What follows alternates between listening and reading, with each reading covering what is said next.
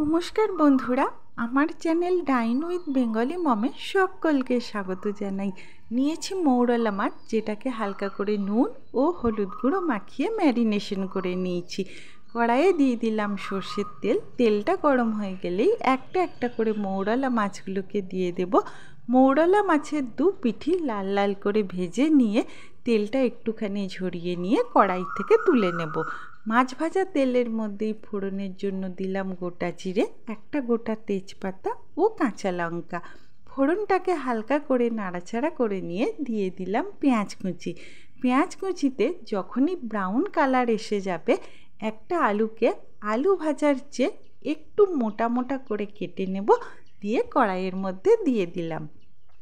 আলুটাকে হালকা করে ভেজে নেবার পর দিচ্ছি 1 চামচ মতো আদা বাটা, 1 চামচ হলুদ গুঁড়ো এবং 1 চামচ জিরে গুঁড়ো।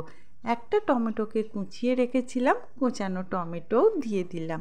দিচ্ছি এখন স্বাদ মতো নুন।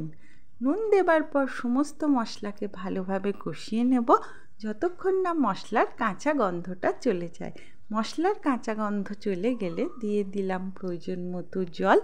সব কিছুকে আরও একবার ভালোভাবে মিক্স করে নিয়ে ঢাকনা দিয়ে কিছুক্ষণ কুক করে নেব, যতক্ষণ না আলুটা নরম হয়ে যায়। আলুটা নরম হয়ে গেলেই দিয়ে দিলাম আগে থেকে ভেজে রাখা মৌরলা মাছ। মৌরলা মাছ দিয়ে আরও একবার মিক্স করে নিয়ে জাস্ট 1 থেকে 2 মিনিট মতো ফুটিয়ে নেব।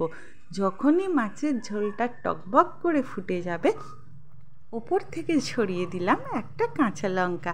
এতে না খুব সুন্দর একটা গন্ধ আসে। ভালোভাবে মিক্স করে দিলেই মৌরলা মাছের স্বাস্থ্যকর ঝোল রেডি।